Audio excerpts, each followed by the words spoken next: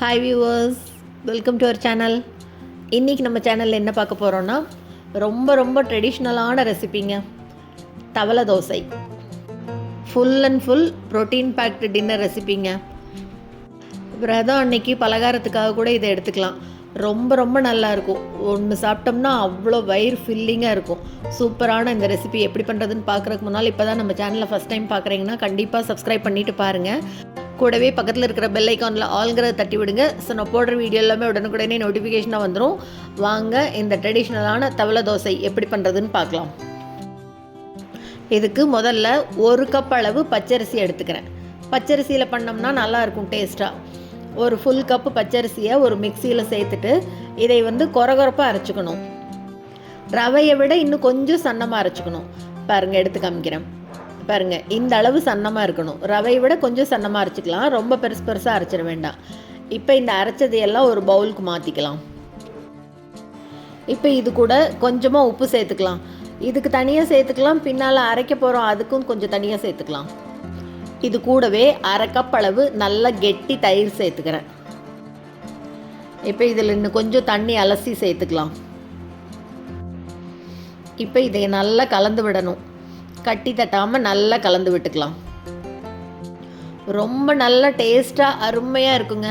ஒரு தோசை சாப்பிட்டிங்கன்னா நான் நிறுத்தவே மாட்டேங்க. அவ்வளோ தோசை திரும்ப சாப்பிடுவீங்க. அவ்வளோ டேஸ்ட்டாக அருமையாக இருக்கும். பாருங்கள், நல்லா கட்டி இல்லாமல் இந்த மாதிரி கரைச்சி வச்சுக்கலாம் முதல்ல. இப்போ இதை இந்த மாதிரி கரைச்சிட்டு ஒரு மூடி போட்டு மூடி வச்சிடலாம். ஒரு 2 மணி நேரத்துக்கு நல்லா ஊறணும். அப்போ தான் நல்லா தோசை சாஃப்டாக வரும்.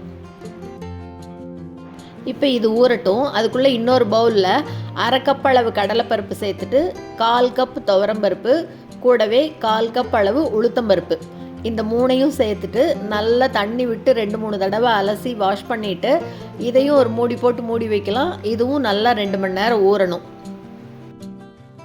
நம்ம தவளை வடை தட்டுறதுக்கு ஊற வைக்காமல் அரிசி பருப்பெல்லாம் அரைச்சிட்டு பண்ணுவோம். இது தோசையாக ஊற்றுறதுனால இதை ஊற வச்சு அரைச்சி ஊற்றலாம். இப்போ 2 மணி நேரம் கழித்து திறந்து பார்க்கலாம். பாருங்கள், நல்ல பருப்பெல்லாம் அப்படியே ஊறி வந்திருக்கு. பாருங்கள், இந்த அளவு சாஃப்டாக இருக்கணும். பாருங்கள், எல்லா பருப்புமே நல்லா ஊறி இருக்குது. இப்போ இதில் இருக்கிற தண்ணியை ஃபுல்லாக வடிச்சிடலாம். தண்ணியெல்லாம் நல்லா வடித்து எடுத்துகிட்டு இந்த பருப்பு எல்லாத்தையும் ஒரு மிக்ஸி ஜாருக்கு மாற்றிக்கலாம்.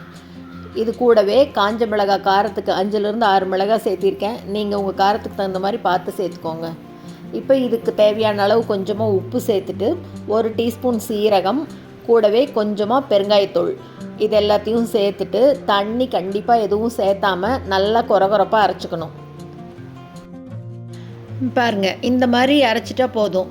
ரொம்ப தண்ணி விட்டு அப்படி நைஸாக அரைச்சிடக்கூடாது.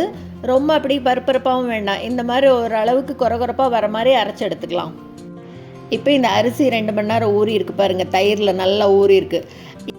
இது கூட இந்த அரைச்ச பருப்பை சேர்த்துக்கலாம். இப்போ இது கூடவே நல்லா ஃப்ரெஷ்ஷாக துருவின தேங்காய் சேர்த்துக்கிறேன். 2லேருந்து 3 டேபிள் ஸ்பூன் நல்லா தாராளமாக சேர்த்துக்கலாம்.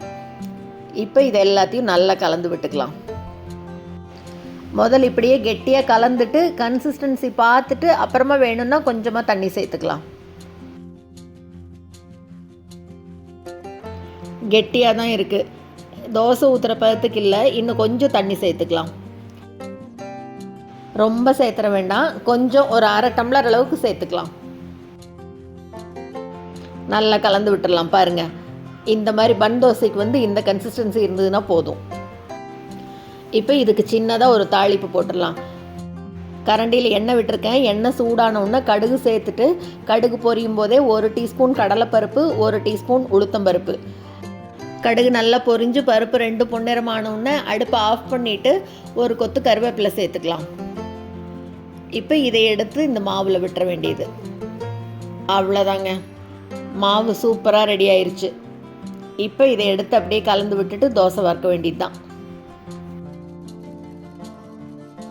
நல்லா அடிகனமாக இருக்கிற ஒரு வானிலையில் இந்த தோசையை வறுக்கணுங்க. நான் 2 ஸ்பூன் எண்ணெய் சேர்த்துக்கிறேன். முதல்ல எண்ணெய் சேர்த்துட்டு எண்ணெய் நல்லா சூடான உடனே இந்த மாவு எடுத்து ஒரு கரண்டியாக அப்படியே வறுத்துக்கலாம். பாருங்கள், அப்படியே பன் தோசை மாதிரியே விடணும். ரொம்ப பரத்த வேண்டாம், லேசாக அப்படியே சின்னதாக பரத்தி விட்டால் போதும். பாருங்கள், இந்த அளவுக்கு இருந்ததுன்னா போதும்.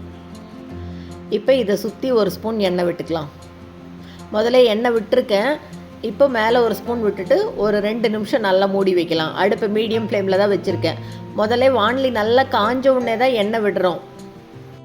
நல்ல ஓரம்லாம் அப்படியே ப்ரௌன் கலராக வந்திருக்கு பாருங்கள். இப்போ அதை அப்படியே மெதுவாக திருப்பி விடலாம். இன்னொரு பக்கத்துக்கும் திருப்பி போடலாம். 2 பக்கமும் நல்லா அப்படியே ப்ரௌன் கலரில் வரணும்.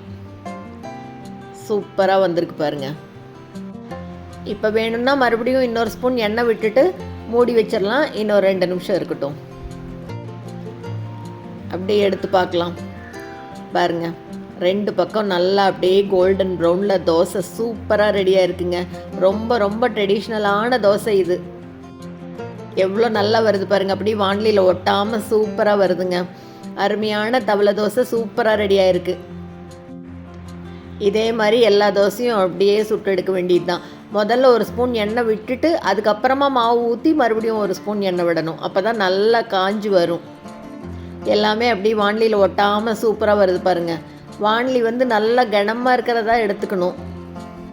இதுக்கு தொட்டுக்க தேங்காய் சட்னி அருமையான காம்பினேஷனாக இருக்கும். டேஸ்ட் அவ்வளோ அட்டகாசமாக இருக்குங்க. கண்டிப்பாக இந்த ரெசிபியை நீங்களும் செஞ்சு பார்த்துட்டு மறக்காமல் கமெண்ட்டில் சொல்லுங்கள். இந்த வீடியோ உங்களுக்கு பிடிச்சிருந்ததுன்னா லைக் பண்ணுங்கள், ஷேர் பண்ணுங்கள், கமெண்ட் பண்ணுங்கள். மறக்காமல் நம்ம சேனலை சப்ஸ்கிரைப் பண்ணுங்கள்.